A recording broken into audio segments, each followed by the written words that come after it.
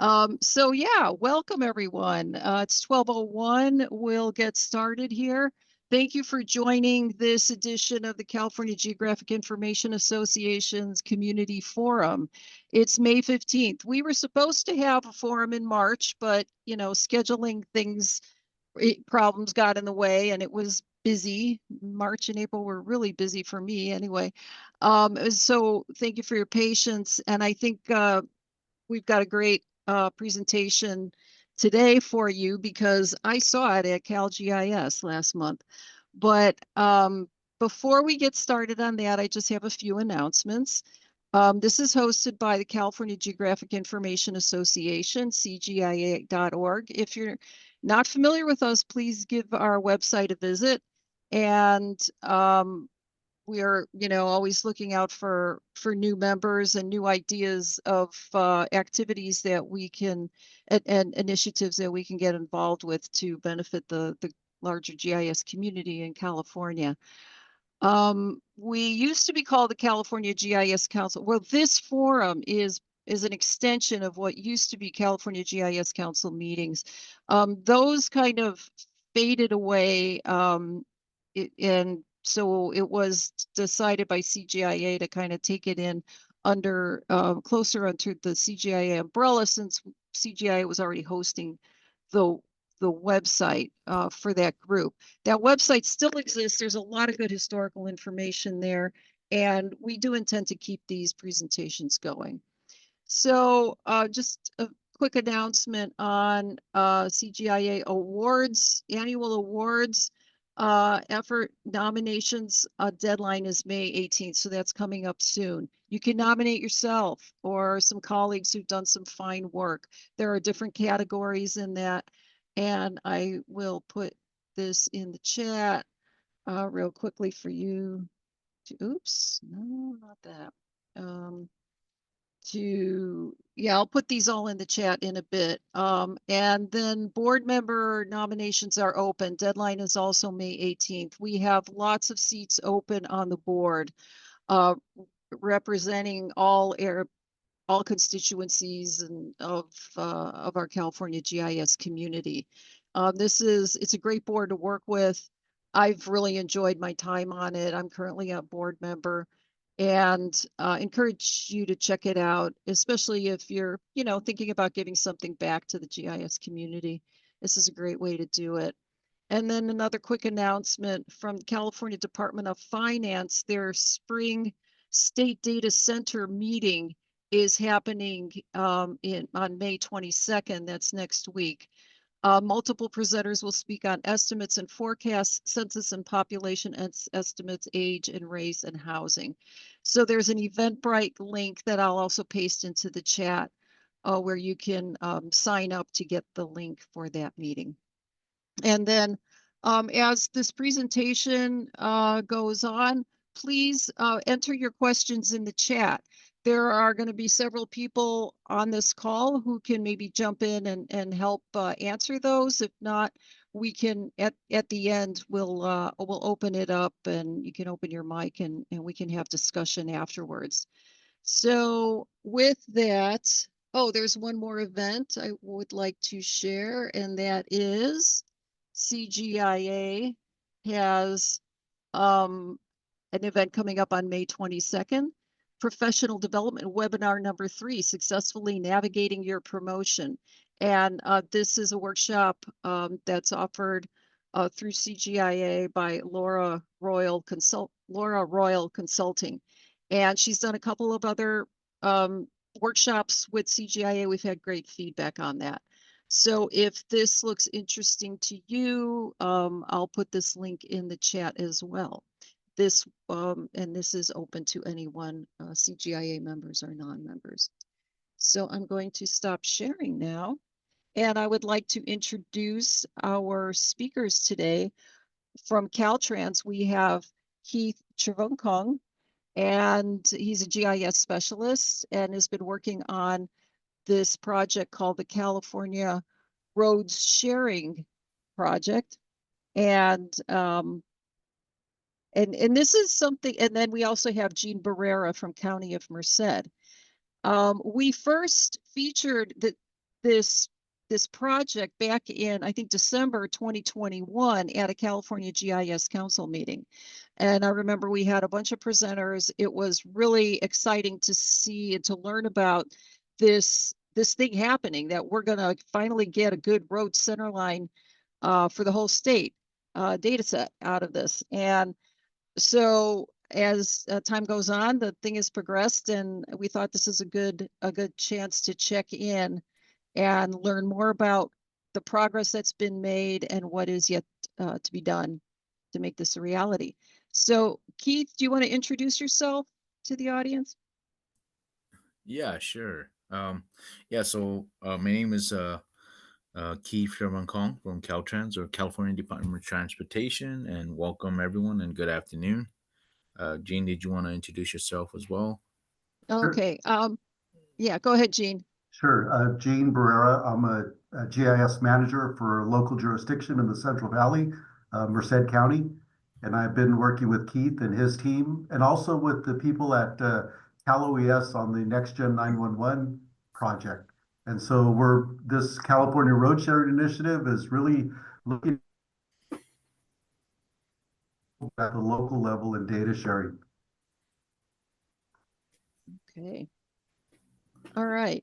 So I'm going to stop talking now and let you guys take over. I guess I realized I didn't introduce myself, but you can see my name on the screen there. I'm Jane Schaefer Kramer. I work for the California Department of Water Resources, and I've been involved with CGIA and the California GIS Council for a long time. So now I will go on mute and I will let Gene and Keith take over. Okay. Thank you, Jane, and everyone for having us here.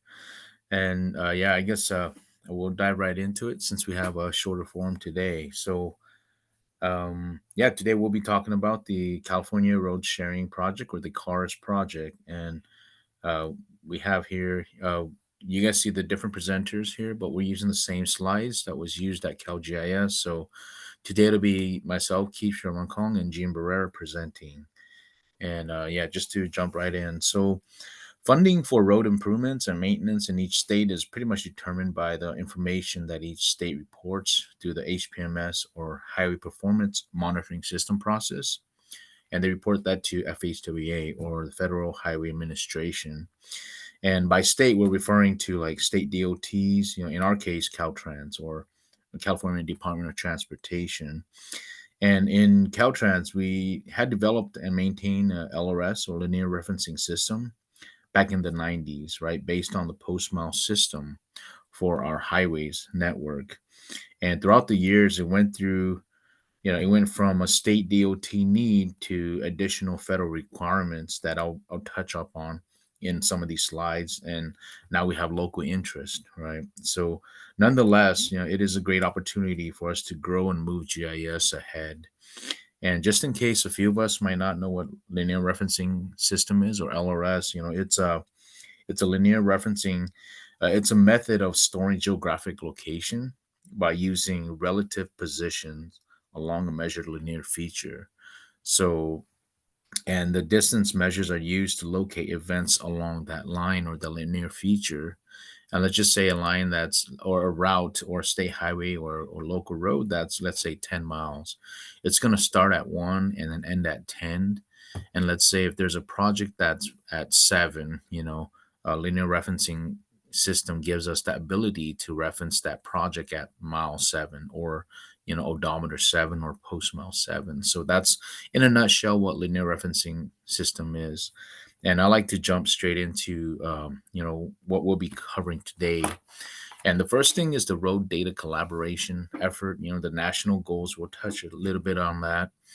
And then also we're looking at CARS. What are the goals, the vision, the missions, timeline, and what is the California Roads Data set? What does that look like? And also we'll discuss the NG911 Data Integration with the Caltrans Roads Data, right? We'll look at the results. What were one of the findings between both data sets when we combined them, or did change detection? And also we'll look at the envisioning of the roads data management with CARS. And then lastly, we'll have an open discussion. And so Applications of Enterprise GIS for Transportation, or the AGIS project, is a FHWA-led national initiative for spatial data modeling, management, governance, and analytics. And there are 18 states participating in this pooled fund study, where some are a little bit further along than others, and in the development of the collaboration efforts between state and local agencies. And here we see Georgia, Arizona, Massachusetts, Maryland, and Pennsylvania. Those are states that have moved pretty far ahead with their efforts, using this AGIS project. And the pool fund study was a great tool for us to learn best practices of what either worked in each state or what didn't work, and we learned from one another. So that's always a good thing, to learn from other DOTs. And for the CARS, or the California Roads Sharing Project, we looked at success stories from Georgia and Arizona Department of Transportation, because those two DOTs had similar needs as us, where it's FHWA driven, right? So data collection and sharing that to FHWA, and then how we should model sharing data with local agencies or local entities. And on the bottom of the screen, you'll see the AGIS states, the URL there, if you're interested in info sharing, or else the status where we're at with that. That it's available here. And I think the slides are available as well after the presentation. So looking at Georgia Department of Transportation, or Georgia DOT, they developed a model that promoted a collaboration platform for collecting and integrating data between state and local agencies. And what Georgia DOT, what they did was, the DOT was going to create the routes, or the LRS line work, the all roads we call it. And the state would develop that geometry, and then they'll coordinate with University of Georgia Information Tech, Outreach Services, and Georgia Association of Regional Commissions to collect road characteristic information from the local agencies. And with that collaboration, they developed and created a statewide road data model using the Georgia Road Element Validation and Mapping Program, or the revamp. And for Georgia DOT, they had different phases, where phase one, they collected the main data, such as median, your ownership, your operations, your surface type, through lanes, and so on and so forth. And then phase two was collecting more of the like parking, speed limit signs or speed limits of certain road segments, through lanes. And then lastly was more like pedestrian, right? Like bicycle lanes, shoulders, sidewalks, so on and so forth. So what GOT developed provided for us a model to consider when it comes to collecting data, sharing data, and what should we think about when we're talking about agreements between state and local agencies, and how do we collaborate that, between everyone. And then we also looked at Arizona DOT, or ADOT, and they had a model in place for updating reporting centerline miles to FHWA. That's what we were doing with HPMS in California.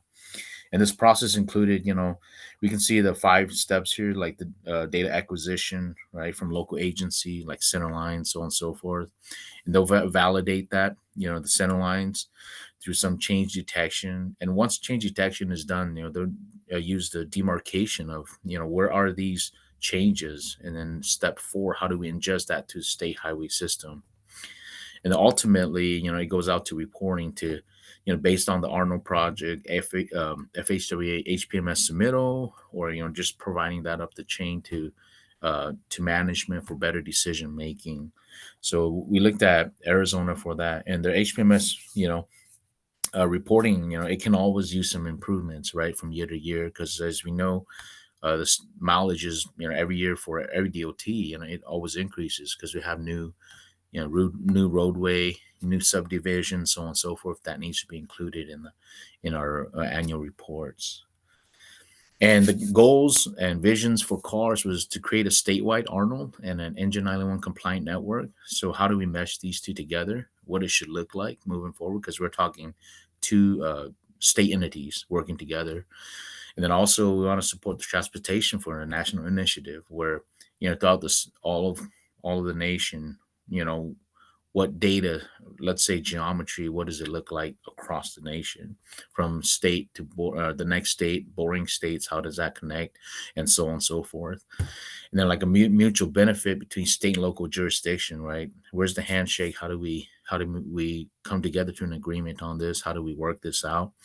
And then also we wanted to support a machine readable data model, like let's say AI or so, um, and such, moving forward. And we want to allow coordination across agencies, giving them the tools, the applications, or the resources so that we can collaborate together, to obtain the data. And we've been through, for the CARS project, we've been through many phases. So phase 1, 2, 3, 4. We're moving into phase 5 right now, where we're looking at, the development and deploying of the CARS Road Data Integration sharing platform. And we're looking at either Hub or AGOL, different different resources out there, how we can share this out to everyone. But this started back in 2021, and you can see here, we created the missions, the goals, objectives, the charters for CARS, like a working group. We looked at the data set architecture and data quality. What does it look like? You have to, first and foremost, you want good data quality, to start with. That's the best practice. I know it's not always the standard, but if you have a good, well, one thing we say is, garbage in, garbage out, right? If you have good data quality, when it goes in, it comes out, you're going to have better results, And then 23, phase 3, our application architecture, we looked at, do we have, the architecture in place to support this? Because through time, it's only going to grow, right?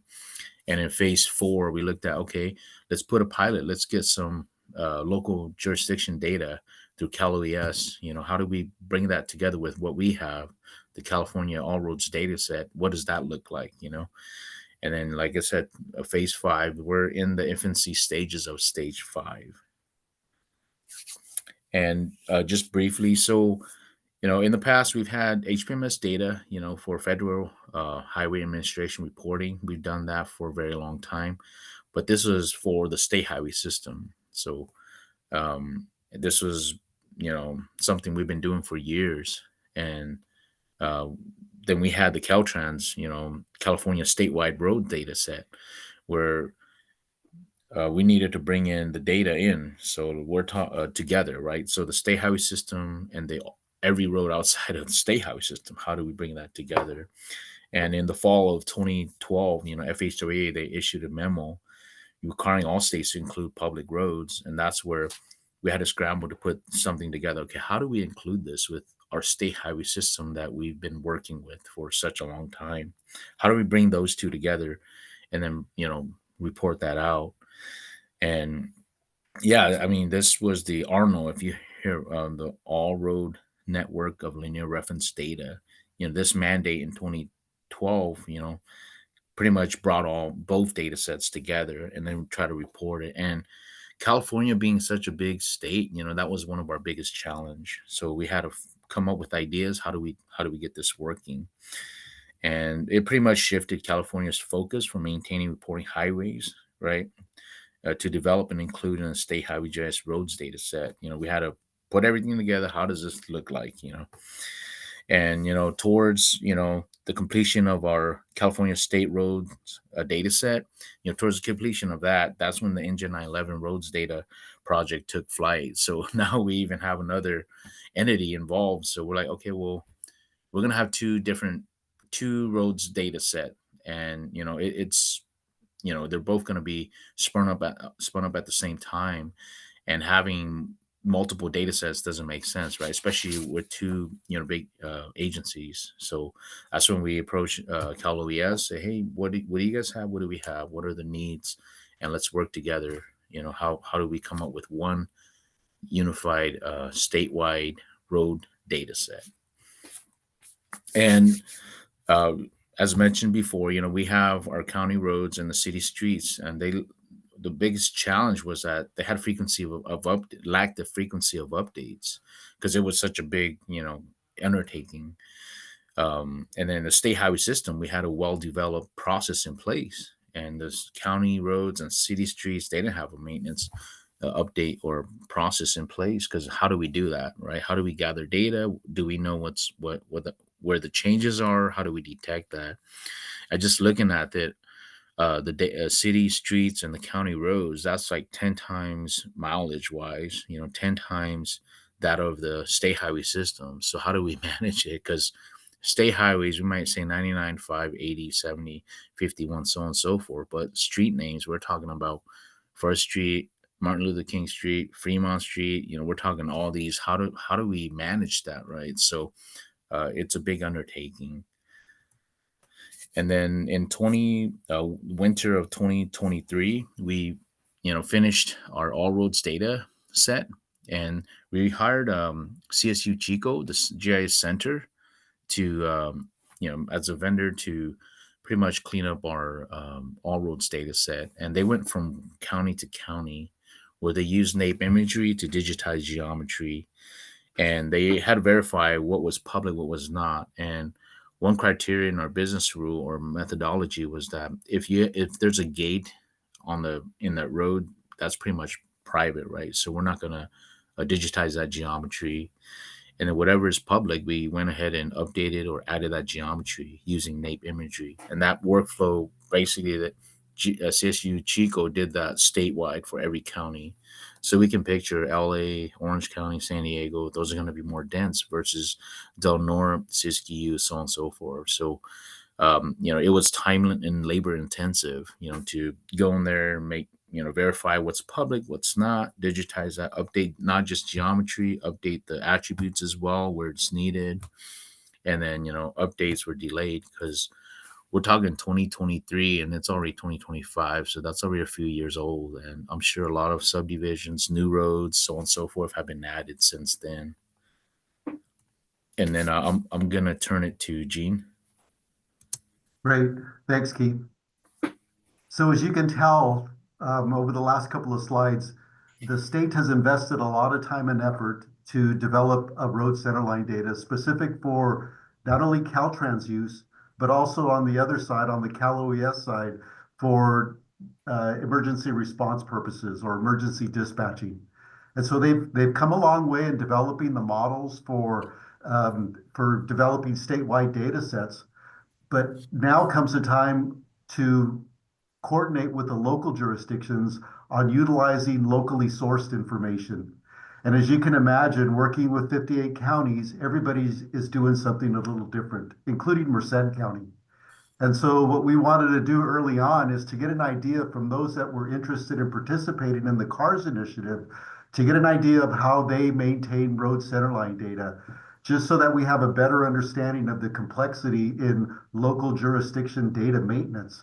And so what I did is I put together a slide that identifies the Merced County use case and how we manage our road centerline data. And so I'm just going to go through this slide real quick on the process that we currently have and the challenges that we face at Merced County in providing this information to the state. And as you can see, Merced County has several agencies. We're not a very large county in terms of our population. It is large in terms of the county, but the agencies that we work with are relatively small. And a lot of them don't use GIS to maintain their road data. They basically keep it on a table or on a spreadsheet, or they rely on another entity to maintain the data on their behalf. And so a lot of times we'll be getting information because we're the kind of the repository of county data. We receive information from the local jurisdictions at times in the past through CDs, through PDF maps that show address and road centerline information on a parcel map, or even Excel spreadsheets. So you'll notice on the lower left there, those are the different ways that we get information. Sometimes we'll get from the more mature cities a GIS shapefile. And so what we do is we consolidate that information in a third-party data management system. And in this case, we're using a company called Datamark, and we use their BEP address data management solution to consolidate all of this information into one authoritative address repository. And what's really nice about the DataMark tool is that it's online.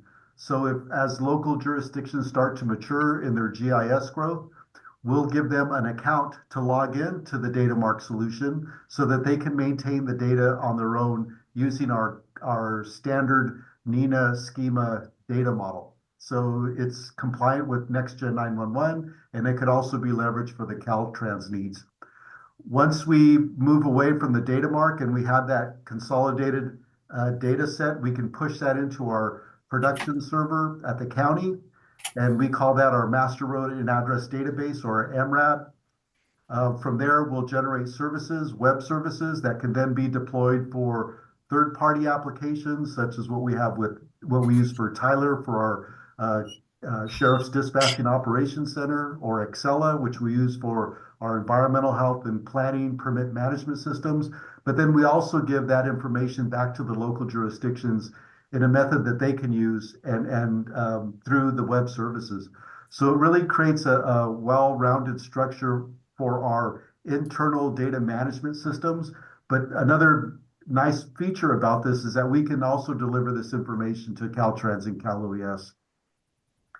There's another slide here, Keith, that we worked on that uses some other methods that other counties that are joining with us on looking at how they manage their data and how they push it out. So this is just another example of Shasta County and how they manage their data. And then we have another one, I think, from San Mateo, if I'm not, Marin, right?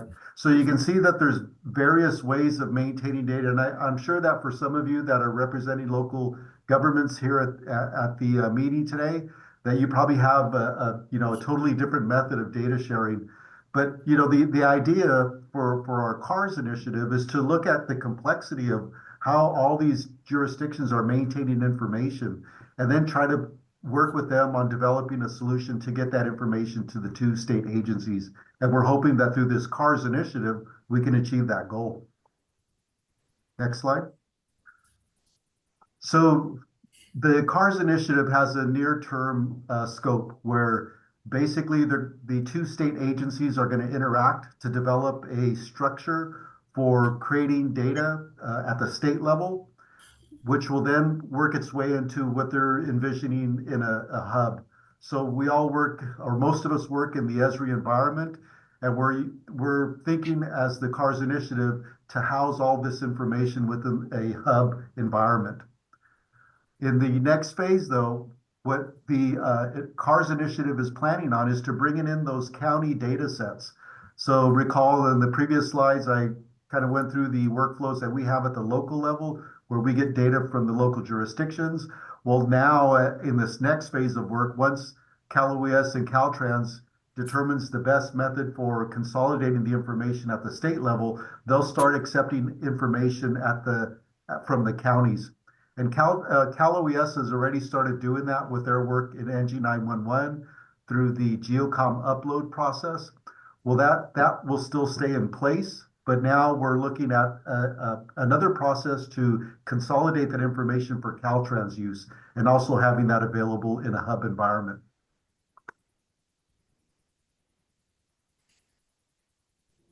This slide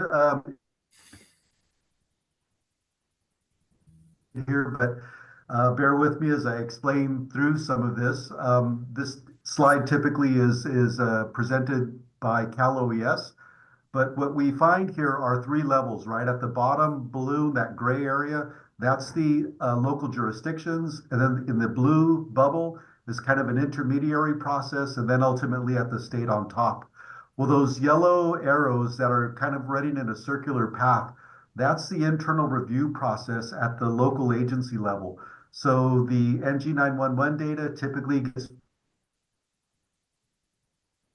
to the state, who runs validation checks. They check for geometry and attribute validation work, or to identify any anomalies that might reside in your data. And then once they do find if there are any updates or that need to take place, they'll send that information back to the local jurisdictions. Once that yellow circular process is complete and the data is at a quality that it can be used for NG911 purposes, It then resides and it goes through the NG911 GIS Data Hub. Then that information gets merged with the or used for the state DOT purposes. And as the state DOT starts to add their specific information into that road centerline data, then it could be used not only by the state to fulfill the state requirements, such as NG911 and the Arnold HPMS process, Meyer, NRH, and the national standards data. It could also be used again for local jurisdictions. So we not only get a benefit of using it for emergency response purposes, but we also get an added benefit of using it for the Caltrans data needs that fulfill our local requirements, such as our road maintained mileage and reporting at the local level. We can use it for pavement condition monitoring, crash map and safety analysis, as well as right-of-way assets. So there's a mutual benefit in sharing this data. Not only do we distribute this information to the state so that they can get a benefit of using it for their reporting purposes and their emergency response needs, but we also get that information back from the state that could then be used for our reporting requirements at the local level.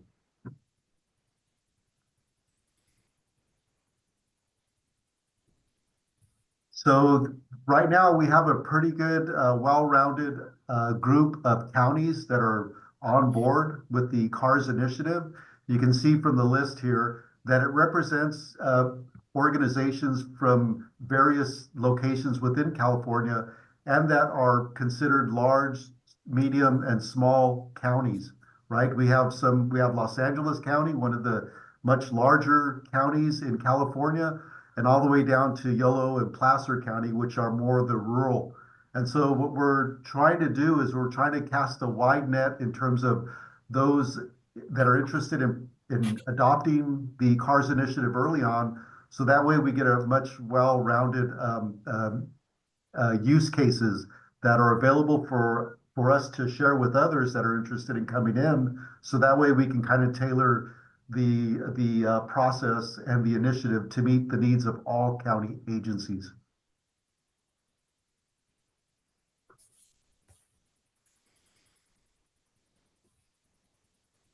So we also have a website, and I put the link up on the chat. I think I'll put it in again. If you guys want to take a look at that, there's some detailed information on what we've been doing to date.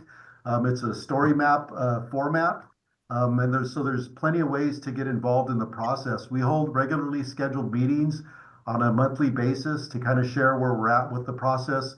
We have representatives from the Federal Highway Administration that are involved, as well as those from Caltrans and CalOES. So it's well-rounded, and including those local jurisdictions that are participating. I think in the future, we want to expand it out to bring in more counties, but we're also thinking about, are there vendors out there or private sector firms that can also assist in helping us implement this initiative?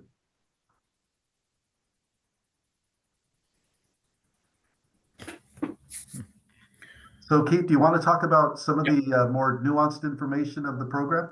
Yeah, sure. All right. So, yeah, utilizing the one spatial technology, we use one data gateway to perform comparisons between, the local data that was provided to CalOES for the NG911 project, and we compared that with the California All Roads data set. And our main interest was to look at the geometric changes between both data sets that was focused on the proposal types. And in one spatial or one data gateway, we have these terminologies here. So we have 6 criteria that we looked at, such as match, where the target and the base data set, the NG911 being the target and the Caltrans All Roads data set, being the base data set, where they both match, where the attributes are the same, geometry is the same, they look, pretty much the same. And we have the scalar update where the roads they match, but then the attributes they don't match. Where let's just say Main Street for Caltrans might be Main Street, where street is spelled out. Maybe the NG911 Roads data set, it might say Main Street, but with street being just ST, right? So minor stuff like that. And then we also have the add and deletes, where the target, or for add, the target data set, that's where when compared to the base data set, where the feature is not present in the base data set, right? So that means NG911 data set has it, but Caltrans data set doesn't. And then delete is the opposite of that, right? So where, the target data set, it doesn't have a feature, but then it has it in the Caltrans All Roads data set. And that's where we look at, okay, do we remove it from the all roads, the Caltrans data set, or what? So that's something to look at. Adds and delete doesn't mean you add it in or you remove it. It just basically implies, hey, this is something to look at, that target data set has it, or else, the Caltrans all roads data doesn't have it. And then we also have gaps to where, like I mentioned earlier, a route can start at 0 and stop at 10, and a gap can be where one of the either the base data set or target where it's a little bit shorter. It might be 1 to 8, 1 to 9. So we're missing 1 or 2 miles of that segment. So that could be a gap. And then also a network mismatch where, both data sets, they're within the tolerance match, but then things, spatially, things don't really match, so that's something to look at. And from what we've seen, sometimes it can be where the geometries are laying right on top of each other, but it's still not matching because the tolerance isn't set correctly, or they're running parallel, but they're about, let's say, 10, 20 feet away from each other. So, I mean, it can be many things. And one thing to keep in mind too is that even though we have these 6 proposal types, we can always, we can improve the tolerance, right, to make things a little bit better, right? So we have more matches. And an example would be here where, there's an add geometry example where NG911 data set, this is what came in when we did the comparison. This is where the NG911, the yellow the yellow geometry here, it was in the target, but it wasn't in the red line here, which is Caltrans Roads data set, right? So we have it up to here, this road segment here, but then we don't have it over here. So that's something for the GIS personnel to look at and say, okay, well, this is something we need to include in the California All Roads data set, or should it be out, right? Based on, is it private or is it public, so on and so forth. So something for us to look at. It's just flagging it down. That's important, and then taking a look at it. And then we had 5 data contributors, and we had Merced, Marin, Solano, San Luis Obispo, and Fresno provide us their data set. Well, actually not us, but they provided that to CalOES, and CalOES provided that to us. And we did the comparison between both data sets using the 6 criteria. And these are the numbers that we found. And it's totals of pretty much everything, per county, all the way down to total lengths and differences where geometry either match or didn't match, and so on and so forth. And then we also looked at the proposals generated, and to the far right we have geometry matches. That percentage, we're talking from ranging from 81% to 58%, which is, it's pretty good, but I'm pretty sure we can make it much better, right? To where we're at more at a 90 percentile or over. We're probably not going to get 100%, but at least we're going to get it as close as we can to that if we tidy up some of the rules and some of the checks. And we can see here, the differences, in mileages between the gaps, network mismatch, proposed generated, and, match of a scalar and updates, and so on and so forth. So these are the numbers here, and we can always improve that, which is a good thing with one data gateway. And go ahead, Gene. Yeah, so earlier I had worked through a kind of an overarching architecture of how data is processed through the system. This gives a little more detail on that process, but again, it starts at the local level with the county consolidating information with the local agencies, the cities that are within the counties, and collects all that information, consolidates it, and then processes it in a way that could be ingested into the CalOES NG911 initiative. When it's submitted to CalOES, there's a process that they use to validate the information, the road centerline data, as well as address information. And it really is a data quality check. That information is then distributed back to the county and reviewed and then updated again if needed. So it's kind of a circular path of cleaning the data, checking it, and then re-cleaning it again until it gets to a certain standard. Once that standard is met, then the CalOES will maintain that information in their database and share out a copy of that data to Caltrans, who will then ingest that into their Caltrans system for their LRS. Then what they will do is they'll run a similar quality control check specifically to the geometry and some of their attribute information, and then they'll report that back to the local jurisdiction so that they can make any updates that are needed.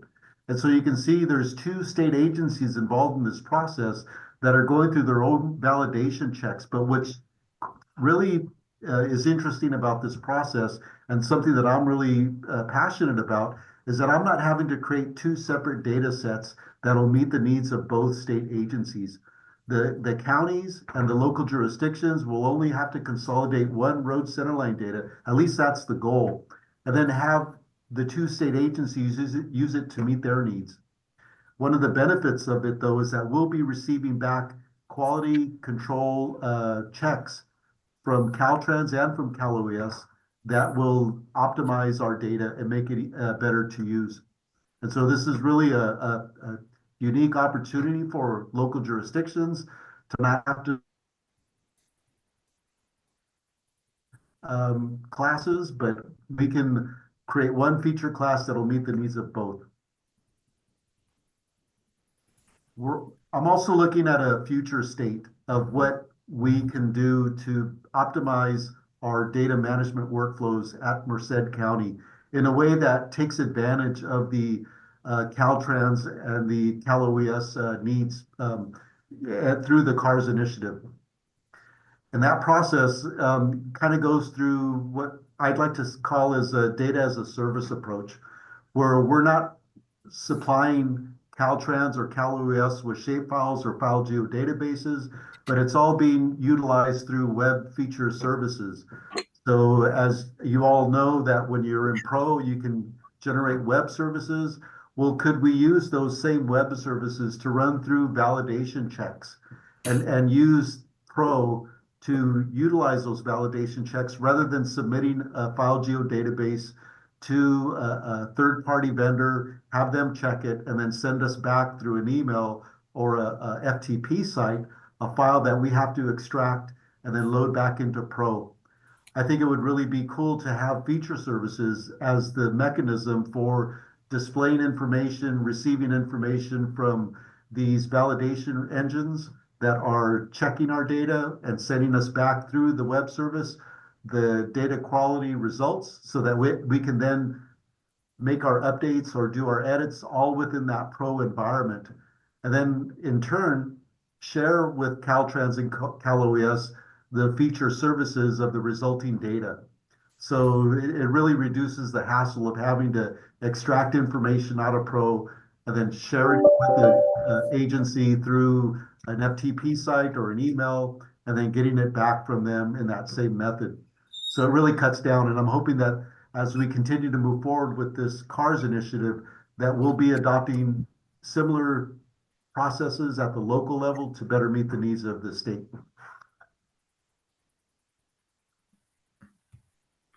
Okay, and yeah, so the CARS program, the benefits and participation incentives. So, these are just to name a few. There's a lot more. We were to bring the whole list out, but like road inventory tracking, that's one benefit, right? Asset management, highway safety, that's a big part of what we do and why we just submit stuff to FHWA. And then project planning or programming. There's also emergency management, right? So how do they prepare for that?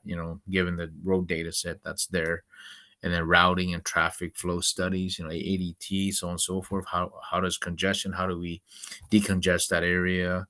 So on and so forth. And then we have the California road sharing, user charging, right? So what does that look like? Looking at the data set and how much mileage is we're looking at, with the data set. And basically it's a win-win-win for everyone. from federal, state to local agencies, right? And it improves overall, reporting to federal government, FHOA. Also, it updates the All Roads LRS, so we can provide that back to everyone. And it's a better collaboration between state and local governments, and which is a hard, being such a big state, that's one of the biggest challenges,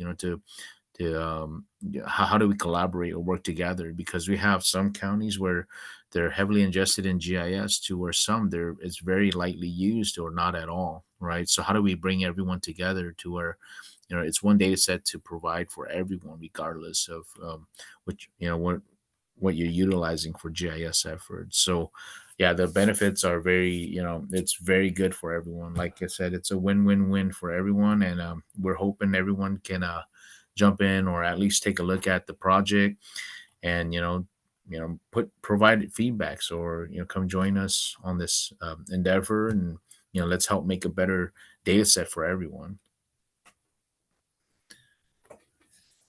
Go ahead, Gene.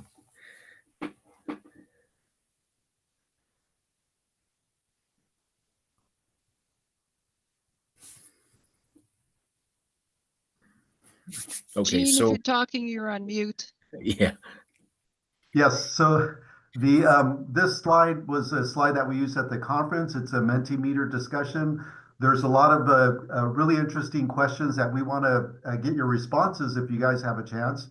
You can scan the code there and open that up on your phone. We really appreciate any feedback that you guys might have. We also want to open up to discussion. So Jane, if you want to provide a mechanism for feedback, we're here to take any questions. Sure. So we'll just leave that QR code up there for a little bit. And if you want to capture that and fill it out now or later, that would be great. And this is going to Gene and Keith. This isn't CGIA isn't keeping this information from the Mentimeter. So thank you. I see a hand up from Marcus. Go ahead, Marcus. I was supposed to run the Mentimeter at CalGIS. I don't know if it's still working. I'm trying to get it open right now. Just a note. Okay. So it's out because you had to step through the questions somewhat on the side and to activate it. Yeah, I'm not sure. Try to look up the instructions. Okay. So anyway, that was it. Yeah. Thanks, Marcus. So there Appreciate it. might be. Yeah, in the meantime, Okay. we can field some of the questions or answer some of the questions on the Okay. chat if there's any. Yeah, I see Javier with his hand up. Yes. Go ahead, Javier. Yes. Hello, everyone. My name is Javier Aguilar. I'm with SCAG, the Southern California Association of Governments. So yeah, this is really interesting. One thing that I think would probably help is most of the people that actually control the checkbook, they don't really know, how it can be used. So for example, we pay money to for something like this, because for cartographic purposes in our maps, also for geocoding. I'm assuming since you take a lot of care for the geometry, so it's gonna look fairly good. And also since it's for 911, you actually geocode. So my question is when you try to propose it to some of these entities, you could say, yeah, you can geocode, you can do the cartographic component of it is really good, and it has X, Y, and Z variables. The other comment that I have, I used to be a transportation modeler many years ago, and then a transportation planner. So what I would also ask, I mean, since you're going to be using a lot of stuff from Esri, I would ask Esri or pull some money together to actually get better conflation tools, to put from one variable to another. I mean, one data set to another. So again, I haven't done it for a long time, but if Esri all the time, I mean, they build custom stuff. So that might help the process as well. So those are just a couple comments, and I think that would save you time, and probably also probably get you some revenue. Hmm. Yeah, thanks. No, that's good comment. Yeah, right now we're using data one spatial one data gateway just to run that, but yeah, I do see your point, right? So if that does help improve data collection or conflation process, the process, why not use it, right? If it's available. So that's a good comment. Thanks. Yeah, the other thing I was getting at, I mean, is like maybe you can license this. I mean, if you can, if the product is good enough to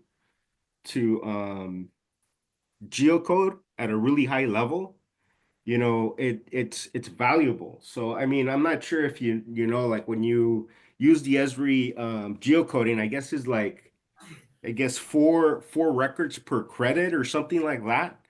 So, and that actually is dollars and cents. So again, I mean, you might want to see if you can do that. I mean, we're a public agency, so we can't really charge a lot.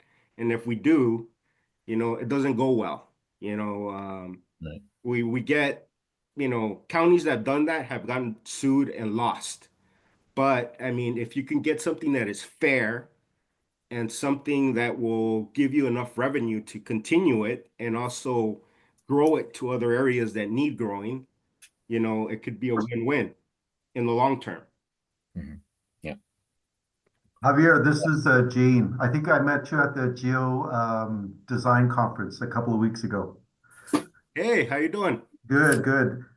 With your work at the Southern California Association of Governments, do you do any work in consolidating address and road centerline data for the jurisdictions that are within the council? We have like 250 staff. So there might be somebody that does it, but I don't know about it. Okay, So it works like any other government agency. So if there is, I don't know about it. okay. But we do have a big group that does transportation modeling, and we do collect certain attributes for all the variables. I mean, yeah, I can see that this can help many jurisdictions. And I think having councils of governments that do work on transportation planning be part of the CARS initiative, I think that would go a long way toward, getting to know the local jurisdictions, getting to know who those county uh, agencies are that manage address data. Maybe it's in the Public Works Department or the Planning Department, but using the Council of Governments as a convening organization might really kickstart the CARS initiative or take it to that next level. Sure, we could facilitate that. We can help with that. But, in the long term, it's gonna take some more resources than just introducing people to one another. I mean, as you know, we work for government. It takes a year of planning, for budgets and stuff. But I mean, initially, I mean, this is a great idea. We can help you convene. We can help you convene several jurisdictions simply because we've been doing it for a long time and they think we know what we're doing. Right. Yeah, you have more clout than a newer initiative like what we're doing with the CARS. Great. Well, thank you. Yeah. Yep. Okay. We have a question from Donna Miranda Begay. How are California Native American tribes involved, both federally and non-federally recognized?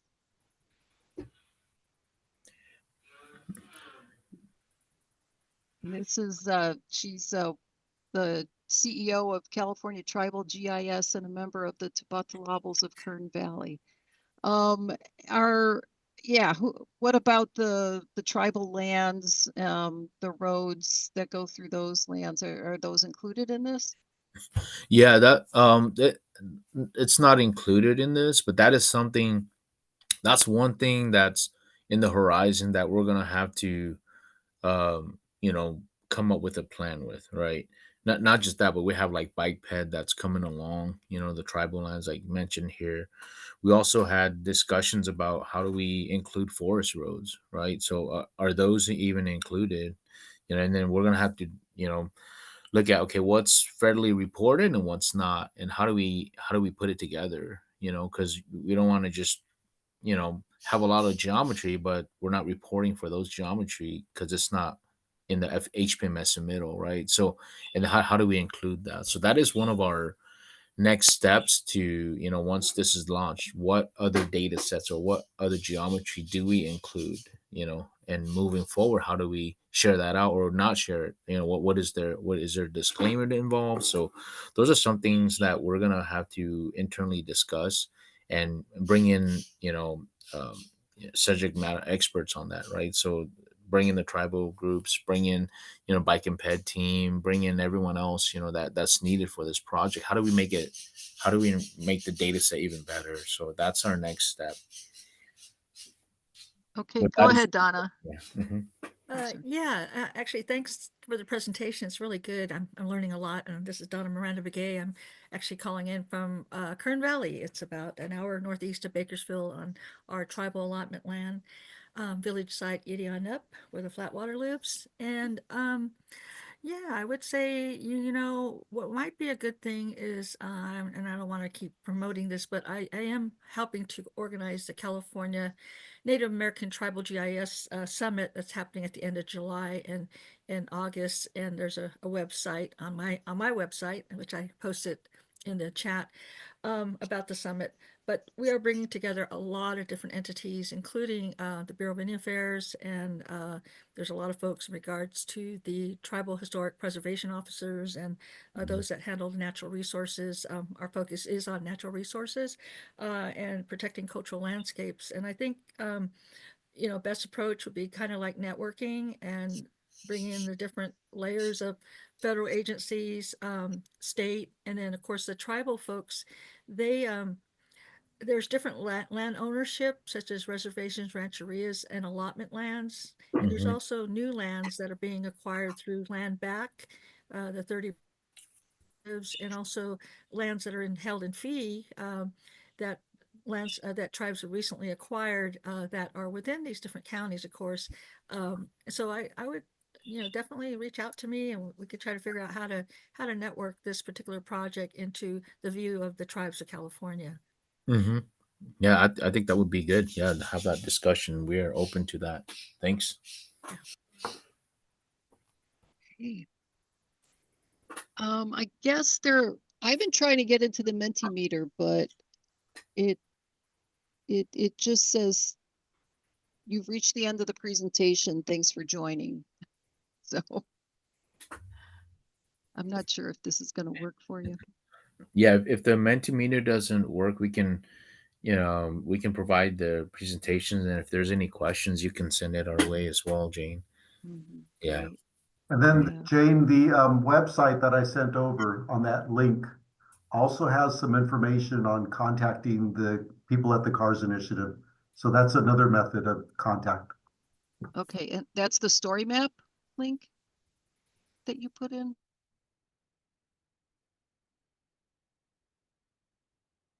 Gene, are you referring to the link to the story map? Yes. Okay, great. Yeah. All right. Roland had a question there. Let me pull it up. Yes, yeah. Are you coordinating with the Overture Maps project? I was thinking the same thing. Yeah, we do have a representative from Fresno County that's doing a lot of work with Overture. And they're wanting to share data with that large organization who, from what I understand, is really at the cutting edge of data consolidation. And we are looking into that as a potential partner because of their reach. They cover not only the United States, but the globe, from what I understand. And I think it would be a good way for us to provide them with information on the work that we're doing. And hopefully we can reach some type of a partnership with private sector firms. I think that's one of the missing pieces to this puzzle. Not only them, but also with research through the academic institutions that make up California's education industry, to bring in some of those subject matter experts on looking at some ways that we can tackle this data sharing initiative and make it happen. So it's a big tent. We're looking to have as many people as we can involved in the process. I think the more people you have, the more insight that you can glean, and to make this really a world-class data sharing initiative. Right, and I learned about this connection at CalGIS with Ryan Lopez of the Yes. Fresno County Public Works Department, and afterwards I chatted with him, and he said at the time, he said they're the first government organization to join the Overture Maps Foundation, which, you know, that surprised me. I mean, Overture Maps, as I understand it, was started by several very large tech companies, including, you know, Amazon, Meta, Microsoft, and TomTom, and then Esri joined them.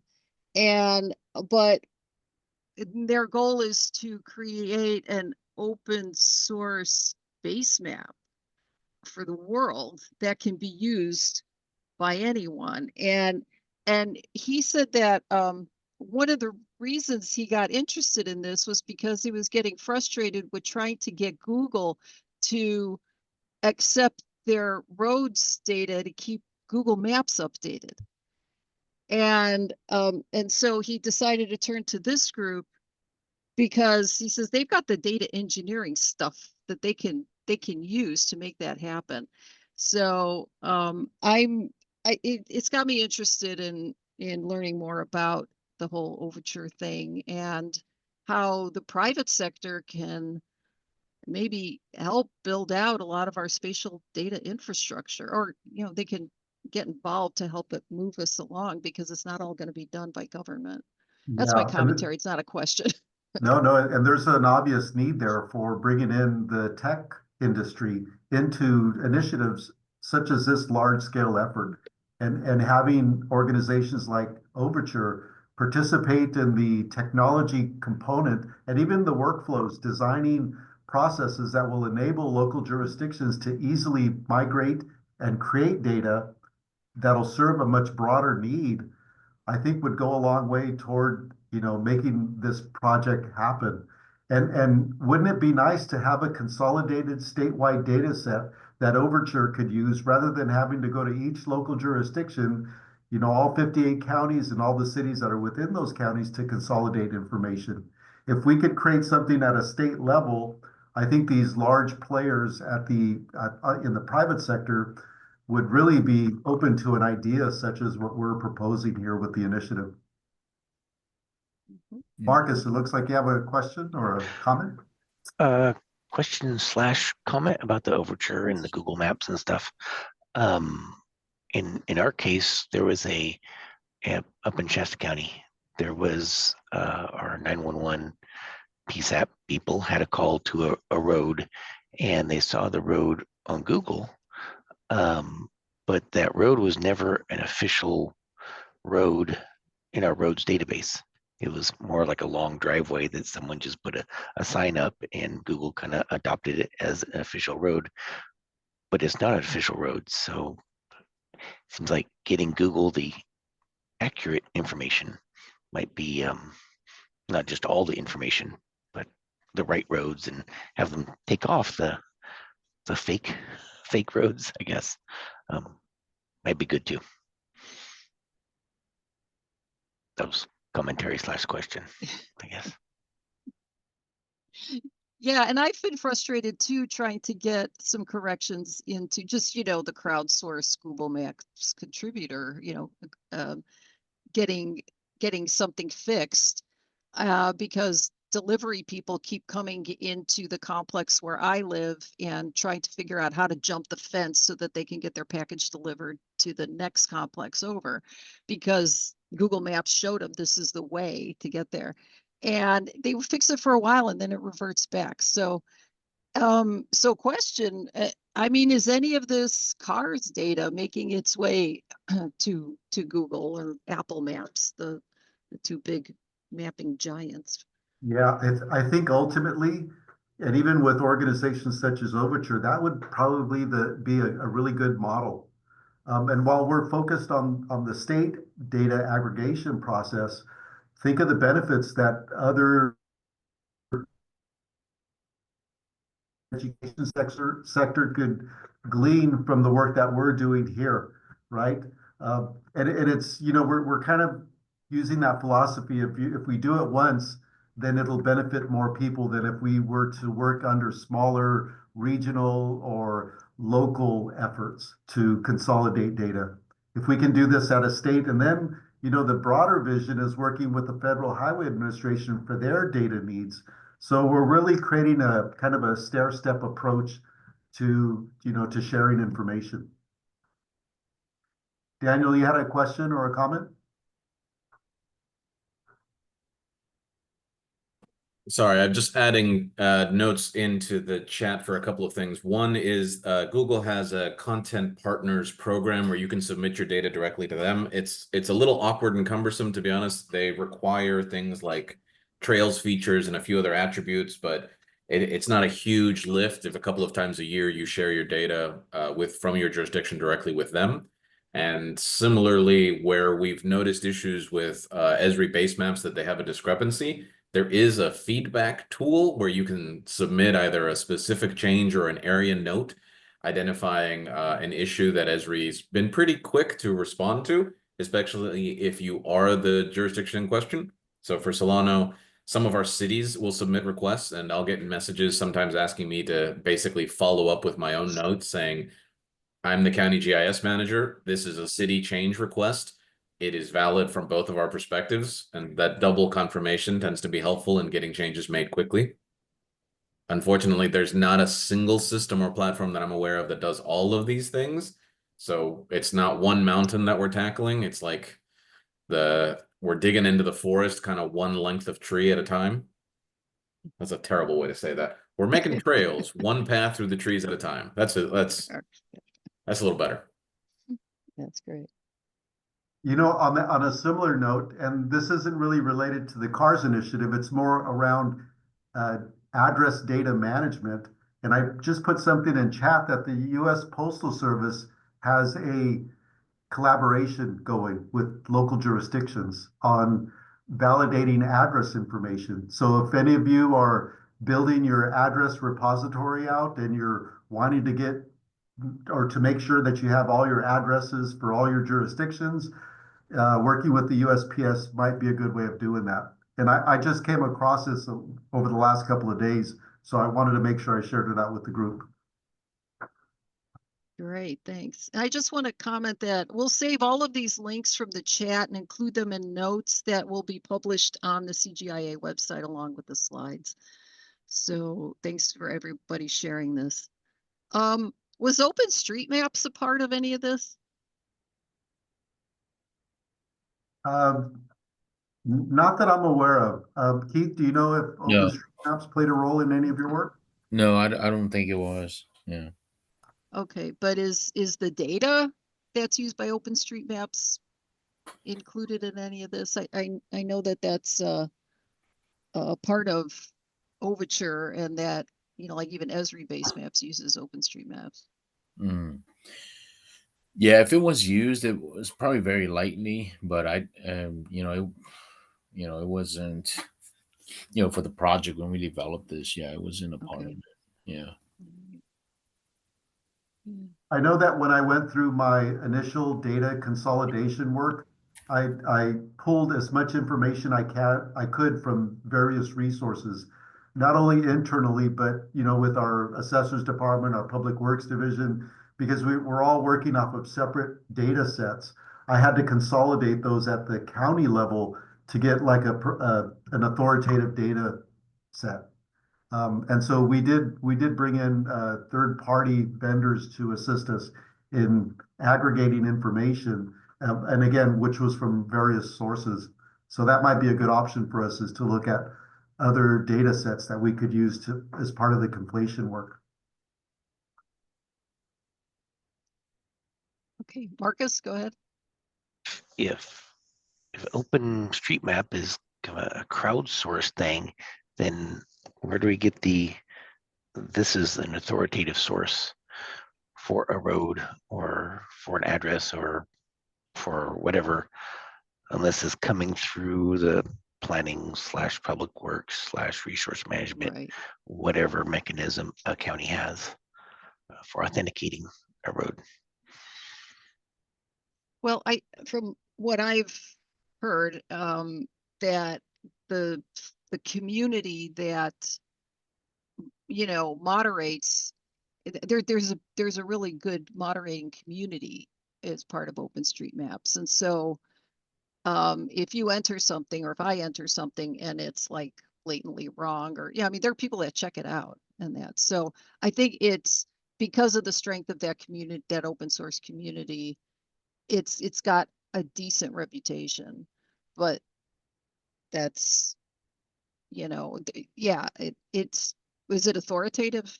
Probably not, but it's better Yeah. than nothing, right? I'm thinking, where's the the document trail of Yeah.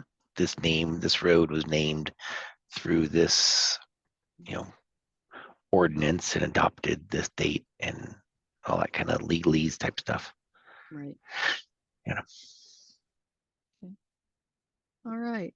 Well, there are any other questions, comments?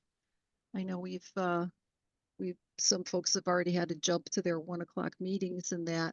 If you want to save the chat, if you go to the top of the chat window and on the upper right and you see the 3 dots, you can save a copy of the chat that way, in case you hadn't figured that out.